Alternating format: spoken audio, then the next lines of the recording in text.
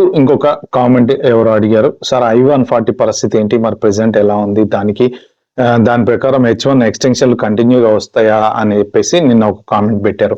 అయితే దానికి ఏంటంటే మొన్న కొత్తగా వాళ్ళు ఈ trans.state.gov వెబ్సైట్ ఉంది కదా, దాంట్లో ఒక కొత్త వేజ్ డిటర్మినేషన్ రూల్ తీసుకురాబోతున్నాము. Prevailing wage for H1, H4, తర్వాత ఈ పమ్ ఎవరైతే ఉంటారో నెక్స్ట్ ఫర్దర్ గా గ్రీన్ కార్డ్ అప్లై చేసుకుందాం అనుకుని PWD కోసం వెయిట్ చేసే వాళ్ళు ఎవరైతే ఉంటారో వాళ్ళ కోసం కూడా ఒక ప్రివీలింగ్ వేజ్ తీసుకురాబోతున్నారు. వాళ్ళు కొత్త రూల్స్ ఏం పెట్టబోతున్నారు అంటే, యాక్చువల్ గా ఇప్పుడు ఈ పర్టికులర్ పర్సన్ కి ఎవరైతే కంపెనీ గ్రీన్ కార్డ్ అప్లై చేస్తుందో, అంటే I-140 అప్లికేషన్ అప్లై చేస్తుందో, వాళ్ళు చెప్పాల్సింది ఏంటి అంటే, ఇది మొన్న డిపార్ట్మెంట్ ఆఫ్ లేబర్ సెక్రటరీ నేను వీడియో ఒకటి పెట్టాను కదా మీకు, దాంట్లో చెప్పినటువంటి ఆన్సర్ అన్నమాట.